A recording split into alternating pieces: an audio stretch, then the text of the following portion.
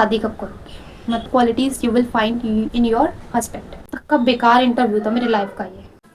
So hello my fashion ड्रीमीज, मेरा नाम डिम्पल है और मैं एक सेल्फ टॉट फैशन डिज़ाइनर हूँ। और अब तक मैं आप लोगों को गाइड करती आई हूँ फैशन डिज़ाइनिंग के बारे में।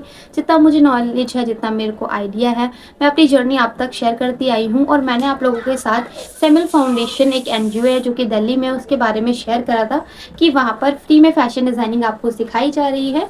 काफ़ी सारे लोगों ने मेरी वीडियो देख के मेरे से इंस्टा पे कनेक्ट करा था, जिनको मैंने हेल्प करा था, उनके बारे में बताया था। मैं खुद विजिट कर आई थी और जो मुझे पता चला था उनके इंस्टीट्यूट के बारे में वहाँ विजिट करने के बाद, सारा प्रोसेस मैंने आप तक शेयर करा था। जिसे नहीं पता है, मैं पिछली एक वीडियो डाल चुकी हूँ, आप जाके मेरे यूट्यूब चैनल पे देख सकते हो। और अभी आज इसके वीडियो में हम इंटरव्यू के बारे में जानने वाले हैं। तो वहाँ पर सेमिल फाउंडेशन जो एनजीओ है, वहाँ पे एडमिशन लेने के लिए पहले आपको एक फॉर्म भरना था, एडमिशन फॉर्म। देन आपको एंट्रेंस एग्ज़ाम देना था। देन उसके बाद आपका थर्ड इंटरव्यू होना था। तो सारी चीज़ें मेरी क्लियर हो गई थी, मैंने फॉर्म भर दिया था, मेरा एग्ज़ाम हो गया था, क्लियर हो गया था। देन उसके बाद मुझे इंटरव्यू के लिए जाना था। सो इंटरव्यू के लिए पहली बात तो जो मेरा टाइम डेट था इंटरव्यू का था, उस टाइम डेट पे मैं नहीं गई थी। मेरे पास इस टाइप का कुछ मैसेज आया था, इस डेट पे मुझको जाना था इंटरव्यू के लिए, बट मैं आउट ऑफ दिल्ली थी। सो मैं नहीं जा पाई थी। तो जो मैम वहाँ की थी इंस्टीट्यूट की, जिन्होंने मेरे से रीच आउट करा था, मैंने उन्हें कहा मैं आउट ऑफ दिल्ली हूँ, तो मैं अभी नहीं आ सकती हूँ, आप मेरा जो इंटरव्यू का डेट है आगे शिफ्ट कर सकते हो क्या, ऐसा पॉसिबल है। मैंने उनसे पूछा तो उन्होंने कहा ठीक है, तुम कब तक, जब भी तुम आओगे तो मुझे बता देना, ठीक है। तो फिर जब मैं दिल्ली आई 17, अभी क्या कहते हैं, जून चल रहा है, मई की बात है ये, हाँ। तो जून 17 मई को जब मैं वापसी आई, उसके बाद मैंने मैम से कनेक्ट करा कि मैम मेरे को इंटरव्यू के लिए कब आना है, आप मुझे बता दो। तो काफ़ी टाइम तक तो उन लोगों ने कुछ रिस्पॉन्स मुझे नहीं दिया। देन उसके बाद जब मुझे रिस्पॉन्स मिला तो उन्होंने मुझे बताया बेटा फर्स्ट बैच का एडमिशन हो चुका है, आपका जो एडमिशन है सेकेंड बैच में होगा, जब सेकेंड लिस्ट आएगी आपको अपडेट कर दिया जाएगा। और ऐसे करते करते 1 वीक हो चुका था, मेरे पास कुछ अपडेट नहीं आ रहा था, मैं उन्हें बार बार कॉल कर रही थी, ठीक है।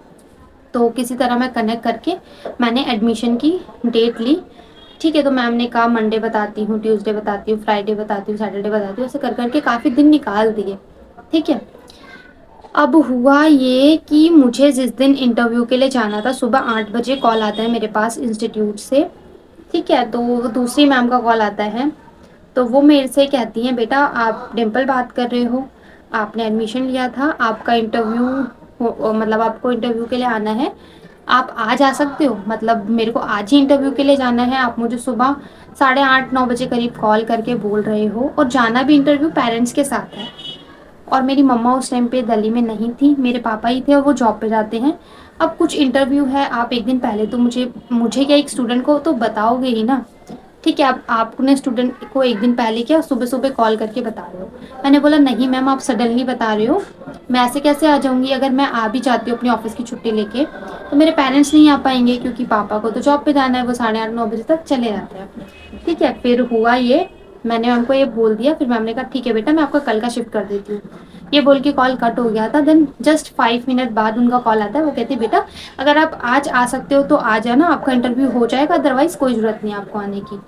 तो ये उनका एक तो रिप्लाई था। फिर मेरा ये था यार मेरे को करना है, करना है, करना है, क्योंकि मुझे करना ही था यार, मुझे अच्छे से स्किल अपनी अपग्रेड करनी थी। तो फिर मैंने सोचा कि चलो ठीक है, किसी तरह मैंने सडनली अपने ऑफिस से मैंने छुट्टी ली। पापा भी मेरे जॉब पे चले गए थे उस टाइम पे, मैंने उनको वहाँ से स्पेशली मैंने बुलाया कि पापा आ जाओ, आज इंटरव्यू के लिए जाना है। उन्होंने बोल दिया आज नहीं आओगे तो फिर मत आना। तो किसी तरह पापा भी आए, मैं भी गई, हम लोग पहुँचे वहाँ पे 11:30 बजे इंटरव्यू के लिए, जबकि उन्होंने मुझे टाइम बोला था 11 बजे, 12 बजे का टाइम बोला था, क्योंकि मैंने उन्हें बताया था मेरा लोकेशन काफ़ी दूर है, 1 से 1.5 घंटा मुझे लग जाता है आने के लिए। तो उन्होंने मुझे कहा था बेटा 12 बजे तक आ जाना, कोई बात नहीं। मैं 11:30 बजे वहाँ पे एग्जैक्टली पहुँच गई थी, क्योंकि मैं बाइक से गई थी पापा के साथ। मैं 11:30 बजे पहुँचती हूँ, एक तो इतना ढीला काम, मतलब इतनी देर उन्होंने मुझे बिठा के रखा। मैं 11:30 बजे गई हूँ, उसके बाद मेरा जो इंटरव्यू का नंबर आता है 2:30 बजे के अराउंड आता है, हाँ 2:30 बजे के अराउंड या 3 बजे के अराउंड मेरा नंबर आता है, मैं इंटरव्यू के लिए जाती हूँ। और इंटरव्यू वहाँ पे कैसा हो रहा था वो बताती हूँ। इंटरव्यू में सबसे पहले एक स्टूडेंट का अलग इंटरव्यू हो रहा था, फिर पेरेंट्स का अलग इंटरव्यू हो रहा था, और एक स्टूडेंट और एक पेरेंट्स के ऊपर वो 30 से 45 मिनट्स आराम से ले रहे थे, यानी 1 से 1.5 घंटा 2 घंटा वो एक पर्टिकुलर मतलब स्टूडेंट आईडी पे दे रहे थे, वर्क कर रहे थे। ठीक है, मेरे को तो समझ ही नहीं आ रहा था उस टाइम तक, जब लोग जा रहे थे इंटरव्यू देने के लिए। उस टाइम जिस दिन मैं गई थी उस दिन 3 ही लोग, 3 या 4 लोग थे, हाँ 4 लोग थे इंटरव्यू के लिए, जिसमें से 2 का पहले हो गया था और 2 न्यू थे। और जो पहले जिनका हो गया था वो आए थे पेरेंट्स के साथ, पिछले टाइम वो पेरेंट्स के साथ नहीं आए थे, तो दोबारा से उनका री इंटरव्यू होना था। ठीक है, तो ऐसे 4 लोग थे, मेरा सबसे लास्ट में हुआ क्योंकि मैं फर्स्ट बैच की स्टूडेंट थी और अब मैं सेकंड बैच में एडमिशन लेने वाली हूँ। सेकंड का जो रोल नंबर था वो पहले वो देखेंगे, फिर फर्स्ट वाले को बाद में देखेंगे। इस तरीके से मेरा नंबर बहुत लास्ट में आया। फिर भी मैंने कहा चलो ठीक है कोई बात नहीं, अब मेरा नंबर आया है तो मैं इंटरव्यू दूंगी, जैसे भी दूंगी पर दूंगी। और एक तो मुझे एंड पॉइंट आना पड़ा, मुझे पता भी नहीं था इंटरव्यू में मुझसे क्या पूछेंगे, क्या क्वेश्चन होंगे, मुझे कुछ भी आइडिया नहीं था। बस मैं अपने पापा के साथ चली गई थी और अब मेरा नंबर आया इंटरव्यू रूम में जाने का। मैं गई अंदर, पहले तो एक जो एटिकेट्स होते हैं मैंने फॉलो करे, may I come in sir, may I sit sir, ये सारी चीज़ें मैंने पूछी। तो मैं जाके बैठ गई, तो उन्होंने थोड़ी बहुत चीज़ें पूछी, मेरा नाम पूछा, कहाँ से आए हो, ये सारी चीज़ें स्टार्टिंग में बेसिक क्वेश्चन ही पूछे जो नॉर्मल इंटरव्यू में होते हैं। 2 सर थे वहाँ पर, ठीक है, एक मेरे फ्रंट में बैठे थे और एक राइट साइड टेबल के, जैसे टेबल होता है फ्रंट में और राइट साइड में वो सर बैठे हुए थे दूसरे वाले। ठीक है, जो राइट साइड में मेरे सर बैठे हुए थे वो मेरा वो जो एडमिशन फॉर्म था वो देख रहे थे, उसके अंदर मैंने क्या इन्फॉर्मेशन फिल करी है, क्या मतलब मेरी मार्कशीट वगैरह देख रहे थे। तो इंटरव्यू स्टार्ट हुआ, मेरे बारे में उन्होंने पूछा, मेरी कुछ इन्फॉर्मेशन ली, मेरा नाम, मैं कहाँ से आई हूँ, मैं इस कोर्स को कर पाऊँगी या नहीं कर पाऊँगी मेरी फैमिली का कुछ पूछा। ठीक है, इंस्टीट्यूट का कैसे पता चला, फैशन डिज़ाइनिंग के बारे में क्या जानते हो, क्यों करना है, ये सारी चीज़ें।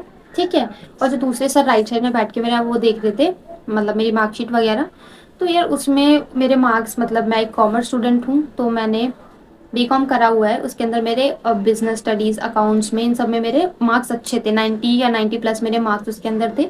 तो आधे टाइम तो यार वो दोनों सर का ये था, बेटा आपकी मतलब अकाउंट्स में इतने अच्छे मार्क्स हैं, आपने सीए क्यों नहीं करा, या फिर आप बीकॉम आपने करा है, मार्क्स आपके अकाउंट्स में अच्छे हैं, आप अकाउंटेंट क्यों नहीं बन जाते। ये सारी चीज़ें उन्होंने बताई, मुझे इन्फ्लुएंस करने लग गई कि आप फैशन डिज़ाइनिंग क्यों कर रहे हो, आप अकाउंट्स वाले मतलब फील्ड में जाओ। तो कुछ थोड़ा बहुत मुझे लगा चलो ठीक है, मेरे मार्क्स अच्छे हैं तो इस वजह से मे भी वो मुझे समझाने की कोशिश कर रहे हैं कि क्या पता मैं अच्छे से मतलब नहीं समझ पाई हूँ कि मुझे क्यों करना है। तो मुझे लगा चलो it's okay, it's fine, but मेरा कोई इंटरेस्ट नहीं है। मैंने उनको स्पेशली बताया कि सर मेरा स्टार्टिंग से डिज़ाइनिंग में इंटरेस्ट है, लाइक मैं 6-7 क्लास से ही मेरा इंटरेस्ट है कि मुझे फैशन डिज़ाइनिंग में ही जाना है, पर मेरे कुछ फाइनेंशियल प्रॉब्लम थी तो जिस वजह से मैं एडमिशन नहीं ले पाई थी। कि क्लास 12 के बाद मैंने सोचा था मैं निफ्ट में वो उसका निफ्ट में एडमिशन लूँगी, एंट्रेंस एग्ज़ाम दूंगी, क्लियर हो जाएगा तो मैं निफ्ट में एडमिशन लेके अपनी वहाँ से स्टडीज़ करूँगी।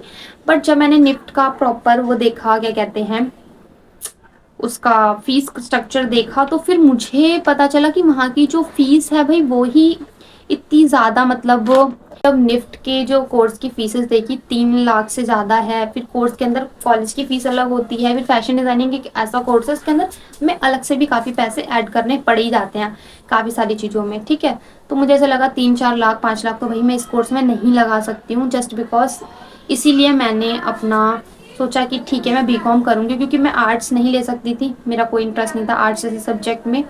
और सेकेंडली मेरा साइंस भी नहीं ले सकती क्योंकि मैं अपनी फील्ड में ही नहीं जा पा रही हूँ, उतना पैसा वहीं नहीं लगा पा रही हूँ, तो साइंस भी नहीं कर पाऊँगी मैं। तो मेरा ये था कि ठीक है मैं बीकॉम ही करूँगी। बस सिर्फ ग्रेजुएशन करने के लिए मैंने बीकॉम कर लिया जैसे तैसे। वो अलग बात है कि मेरे नंबर आ गए, मैंने उनको ये सारी चीज़ें बताई, इंटरव्यूअर को बताई मैंने। ठीक है, तो कहते हैं बेटा आप खुद सोचो, आपका इंटरेस्ट नहीं था बीकॉम में, बट आपने स्टिल इसको लिया, आपके नंबर अच्छे आए, तो अगर आप इस फील्ड में कोशिश करोगे तो क्या पता आप इसमें अच्छे चले जाओ। आप फैशन डिज़ाइनिंग, फिर इसके बाद ये क्वेश्चन हो गया, फिर वो कहते हैं फैशन डिज़ाइनिंग करके आप क्या करोगे, आपको मतलब गुड़गांव नोएडा भेजा जाएगा तो आप चले जाओगे। तो मैंने बोला हाँ सर मैं चली जाऊँगी, कोई प्रॉब्लम नहीं है।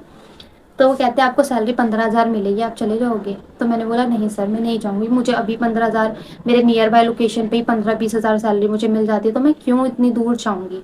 तो कहते बेटा अभी स्टार्टिंग में तो आपको यही सैलरी मिलेगी, आपको सीखना है, आपको जाना पड़ेगा। फिर मैंने कहा चलो ठीक है, हाँ आपकी बात भी ठीक है। अब मैं नई फील्ड में घुस रही हूँ तो उसमें मैं एज अ फ्रेशर ही हूँ, मुझे कम से ही स्टार्ट करना पड़ेगा। उनका ये वाला पॉइंट ही मुझे समझ आया। फिर मैंने कहा हाँ सर ठीक है, मुझे सीखना है तो मुझे जाना पड़ेगा, क्योंकि दिल्ली में कोई इंडस्ट्रीज़ है नहीं, सारी आउट ऑफ दिल्ली हैं, गुड़गांव नोएडा है, तो मुझे जाना ही पड़ेगा। So that time I agree, मैं एग्री हो गई सर की बात से, ठीक है।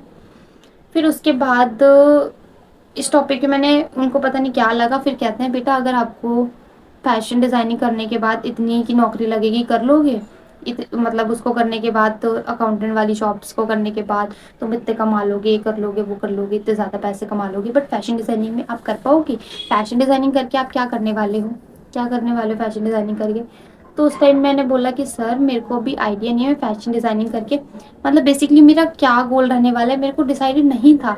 मुझे नहीं पता कि फैशन डिज़ाइनिंग का कोर्स करने के बाद किस तरीके की जॉब लगेगी या क्या हमें करना होता है, मुझे नहीं था इस चीज़ का आइडिया।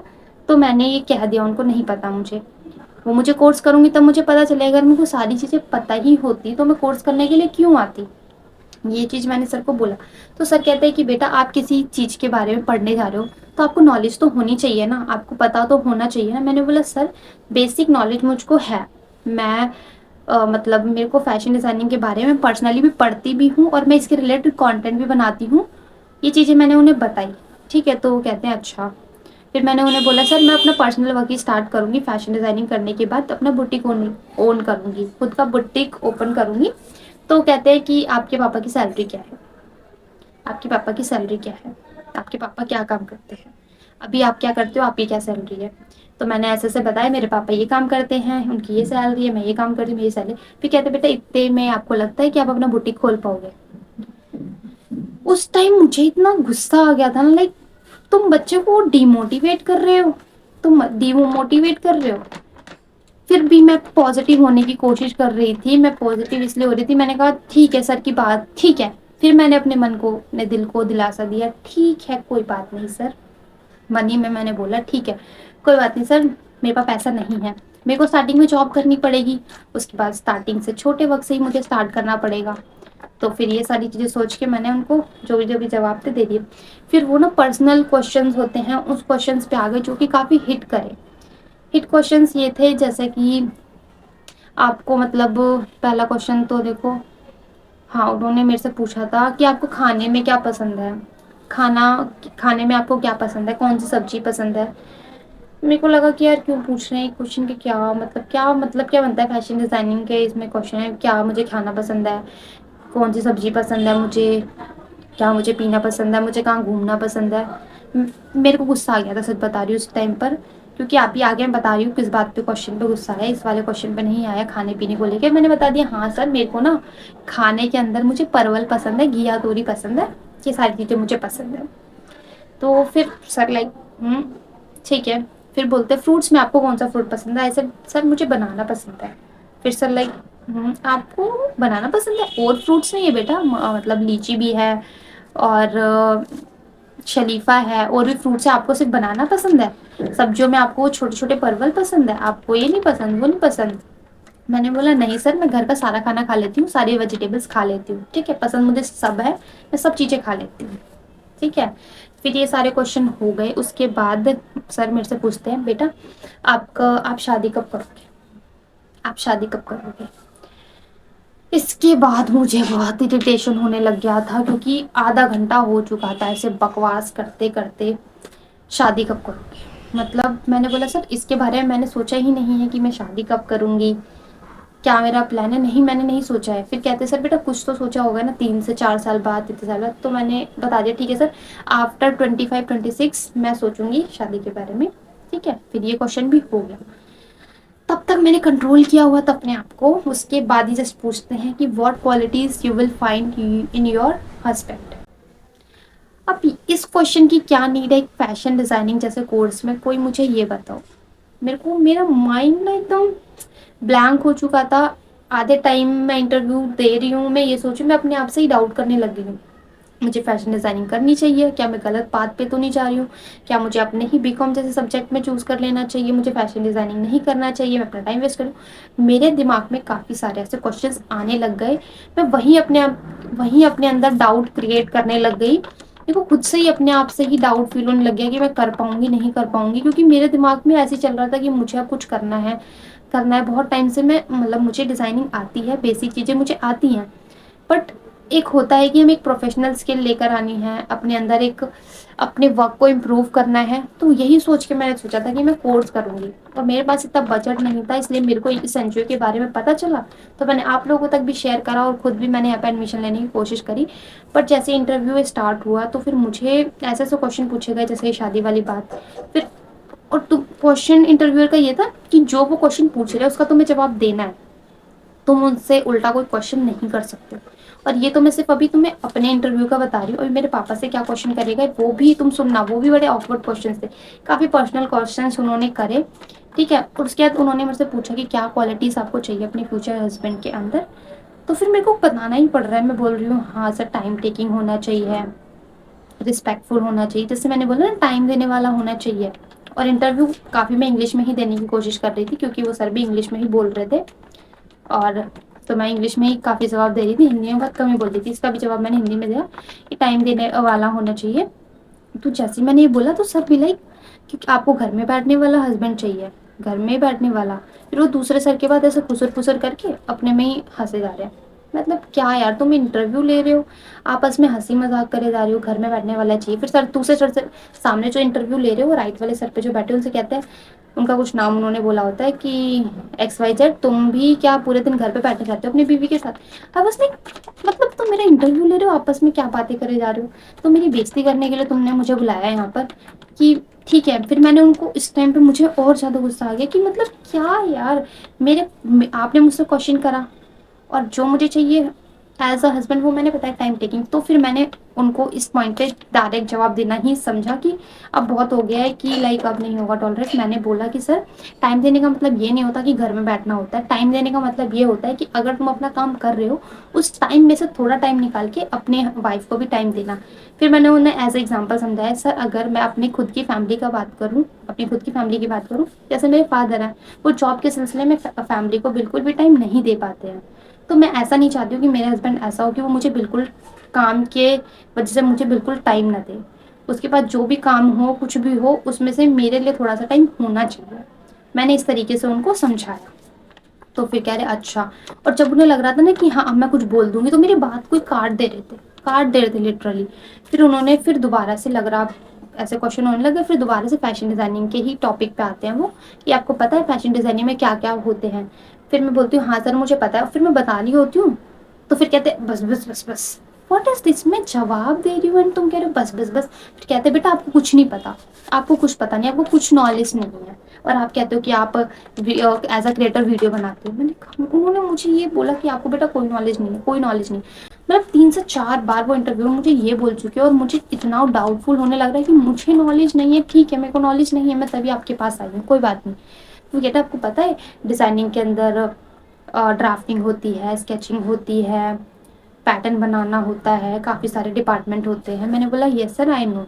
तो फिर कहते हैं अगर इनमें से आपको कुछ चूज़ करना हो तो आप कौन सा डिपार्टमेंट चूज़ करोगे। ऐसा सर मैं उनको जवाब दे रही हूँ कि मुझे ये चूज़ करना है, देन वो मुझे बोलने भी नहीं दे रहे, कह रहे रहने दो बस।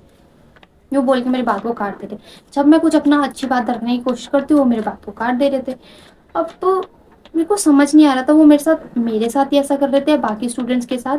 जो स्टूडेंट्स मेरे थ्रू गए थे, मेरे कनेक्ट होकर वहाँ पे गए हैं, उनका भी सेम ही रिस्पॉन्स रहा है जो कि उन्होंने मेरे साथ शेयर करा है। मैं आपके साथ यहाँ पे स्क्रीनशॉट भी शेयर करूँगी, आप देखना कि उनके साथ क्या क्वेश्चन करे गए हैं। जो लोगों से मेरे DM में मेरे बात हुई है उनका स्क्रीनशॉट मैंने यहाँ पे ऐड करा है, आप देख सकते हो क्या क्या उनसे भी क्वेश्चन पूछे गए हैं।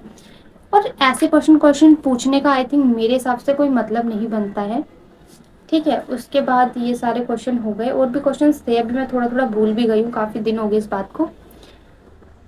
और उसके बाद हाँ, मेन क्वेश्चन तो यार ये था, उन्होंने अपने इंस्टीट्यूट का बताया। क्वेश्चन ये भी थे पूछे गए कि आपको घर में खाना पीना बना लेते हो, साफ सफाई कर लेते हो, और आपको कहीं आने जाने के लिए मना तो नहीं करा जाएगा। इस टाइप से काफ़ी क्वेश्चन पूछे गए। फिर मैंने कहा ठीक है, हाँ सर मैं घर के सारे काम कर लेती हूँ, मैं साफ सफाई भी कर लेती हूँ। मुझे ऐसा लग रहा था मैं कोई मैरिज मतलब मैरिज यानी मैं शादी के लिए गई हूँ, लड़की देखी जा रही है, इस टाइप से मुझे क्वेश्चन लग रहे थे कि आप खाना बना लेते हो, आप घर की सफाई कर लेते हो, आपको सफाई करने में कोई प्रॉब्लम तो नहीं है। फिर वो कहते बेटा हमारा ग्राउंड फ्लोर, फर्स्ट फ्लोर और थर्ड और सेकंड फ्लोर जो है, तीनों फ्लोर पे आपने देखा कोई स्वीपर आपको दिखा? मैंने देखा ही नहीं, तो मैं क्या बोलूँ। फिर मैंने उस टाइम पे थोड़ा पॉज लिया, देन कहते हैं सर कहते हैं बेटा यहाँ पे ना कोई स्वीपर नहीं है, यहाँ पे जो आप इतनी साफ सफाई देख रहे हो ना, वो यहाँ के बच्चे खुद करते हैं। तो सुबह 8:30 बजे आते हैं, सबसे पहले 1 घंटा वो सफाई करते हैं, वो सबसे पहले 1 घंटा आगे यहाँ पे सफाई करते हैं। उसके बाद उनकी क्लास स्टार्ट होती है। ठीक है, क्लास की टाइमिंग है 8:30 से सुबह 5:30। एक तो इतना लंबा टाइम, ठीक है, इतना लंबा टाइम। सबसे बड़ा तो टाइम इतना ज़्यादा था, ये सोच के मेरा बहुत ज़्यादा दिमाग खराब था। फिर भी मैंने अपने आप को मनाया, चलो ठीक है कोई बात नहीं, कर लेंगे एडजस्ट, मैं अपनी जॉब क्विट कर दूंगी, मैं इस कोर्स को करूंगी करूंगी करूंगी। ठीक है, 1 घंटा पहले आके सफाई करते हैं, फिर जब छुट्टी होती है ना, फिर 1 घंटा शाम को सफाई करते हैं, और जो आप वॉशरूम वगैरह है ना वो भी आपको साफ। मेरा ये था कि है मैं यहाँ पे ये सफाई करूंगी? मतलब ठीक है, हम जहाँ पे काम कर रहे हैं वहाँ की सफाई करना हमारी खुद की जिम्मेदारी है, हमारा खुद का काम है, हम सफाई करेंगे। बट आप कहोगे कि first floor, ground floor, third floor, each and every room हम स्टूडेंट्स ही साफ करेंगे? मुझे ये लॉजिक समझ नहीं आया। ठीक है, फिर क्लासेस लंबी हुई कि सुबह 8:30 से 5:30 तक क्लास होगी। तो मैंने जो अपना टाइम कैलकुलेशन लगाया दिमाग में, एक तो उनका सुबह टी ब्रेक होगा, फिर एक लंच ब्रेक होगा, फिर एक 1 घंटा ये हो गया, तो मैंने 4 घंटा मान के चला कि 4 स्लॉट अगर खाली जा रहे तो 4 घंटे वेस्ट है। और सुबह 8:30 से 5:30 हमारे 9 घंटे हो रहे हैं, 9 में से 4 घंटे हटा दो तो 5 घंटे हमारी क्लास होने वाली है। ये जो मैंने अपना दिमाग चला के टाइम सोचा। ठीक है, उसके बाद इन्होंने कहा कि देखो हमारे एनजीओ से ना जो सर है ना, आपको हॉस्पिटल्स भी लेके जाते हैं, अनाथालय भी लेके जाते हैं, वहां पर भी ना साफ सफाई करनी होती है, तो आप कर लोगे? हॉस्पिटल में आपने देखा ना कितनी गंदगी होती है, कितनी ज्यादा गंदगी होती है, आप वो साफ सफाई कर लोगे? फिर मेरे को उस पॉइंट में समझ नहीं आ रहा था मैं क्या बोलूँ, मैं क्या बोलूँ क्या। Literally I was that time pause, मुझे समझ नहीं आ रहा था, कुछ टाइम कुछ सेकंड्स के लिए मैं चुप हो गई थी कि अब मैं क्या बोलूँ, इस सवाल का क्या जवाब दूँ। थोड़ी बहुत अपने इंस्टीट्यूट की जहाँ हम काम कर रहे हैं, क्या सफाई करनी है, वो सब ठीक है। फिर सर ने बताया इसके बाद कि बेटा यहाँ पे जितने भी आप मतलब सीखोगे जो भी, उसके लिए आपको कुछ भी सामान नहीं लेकर आना है, कुछ भी सामान नहीं लेकर आना है, सब कुछ आपको यहीं से मिलेगा। मैंने कहा ठीक है, मेरे दिमाग में क्लिक हुआ, ठीक है अच्छी बात है, हमें कुछ नहीं लाना, हमारे पैसे बचेंगे, आप ही सब कुछ प्रोवाइड करेंगे, ठीक है।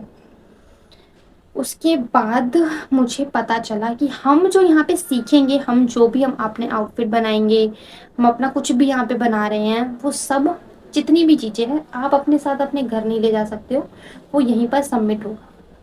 ठीक है, वो वहीं पे सबमिट होगा, वहीं पर सबमिट होगा, आप नहीं ले जा सकते हो साथ अपने घर।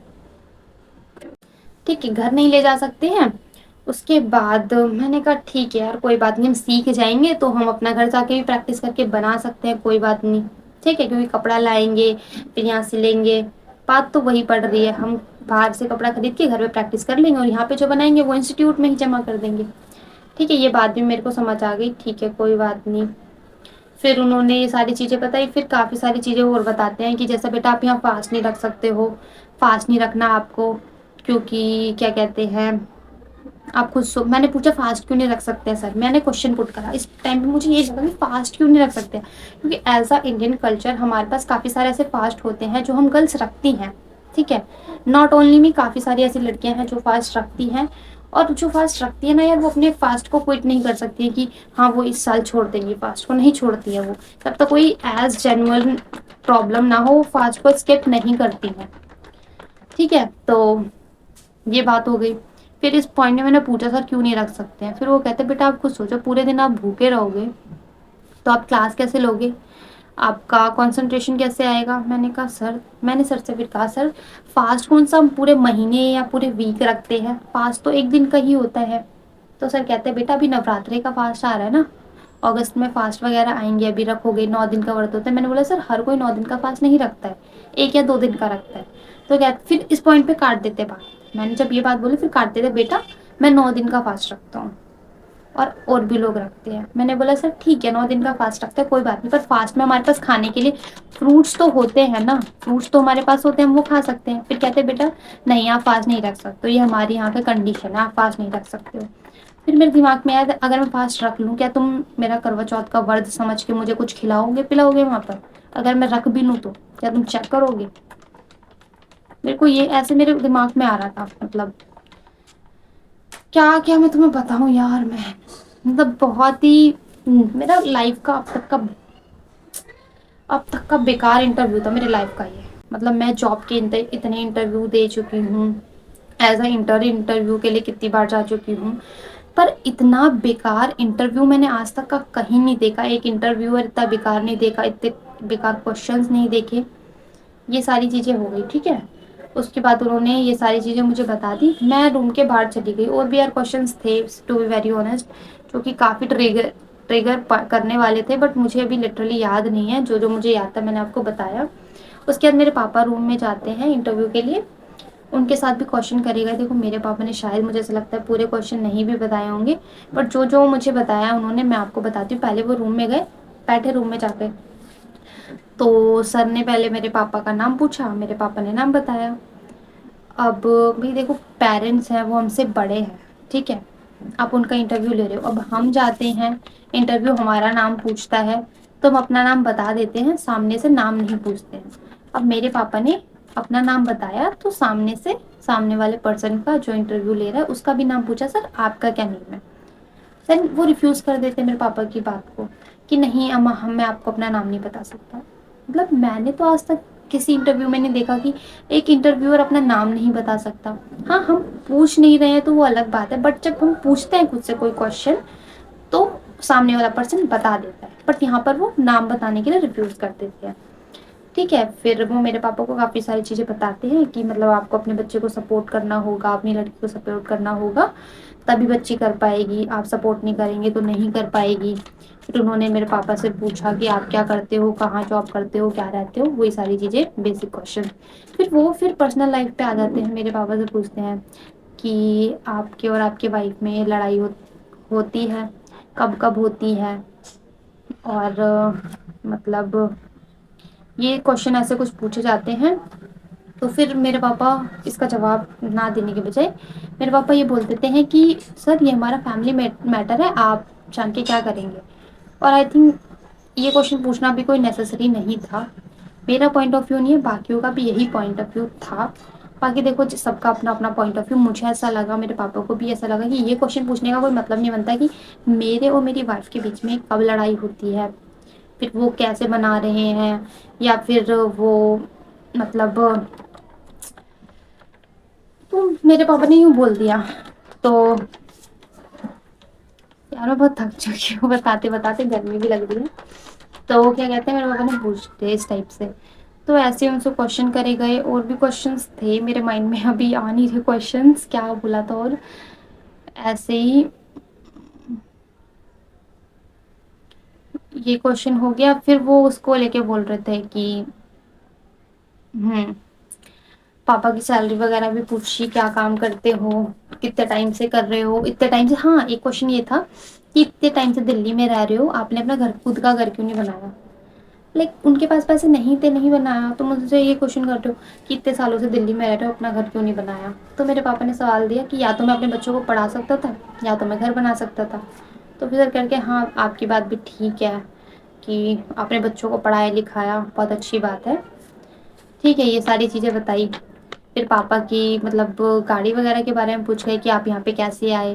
पापा ने बताया बाइक से आए मेरे पापा, हम लोग बाइक से आए हैं। फिर पूछे बाइक आपकी खुद की है किसकी है? फिर मेरे पापा ने बताया जो भी उन्हें बताना था कि उनकी बाइक नहीं है किसी और की है, इस टाइप से उन्होंने बताया।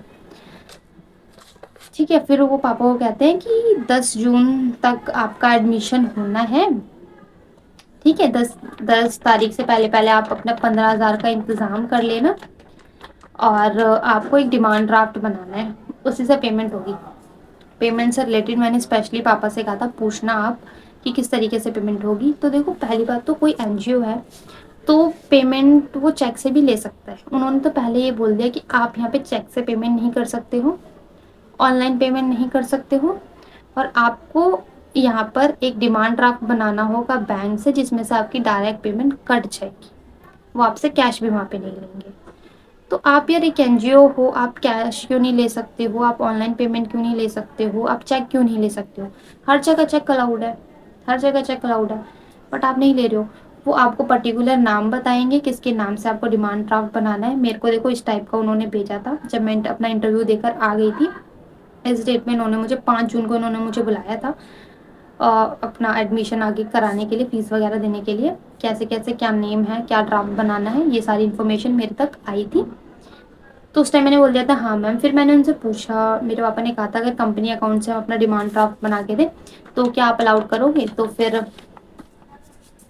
मैंने उनसे पूछा तो उन्होंने मना कर दिया कि नहीं इस टाइप से नहीं होगा, आपको अपने ही बैंक से इस नाम का डिमांड ड्राफ्ट बना के लेकर आना है और आपकी जो 15,000 की पेमेंट होगी वो पूरी डिडक्ट हो जाएगी।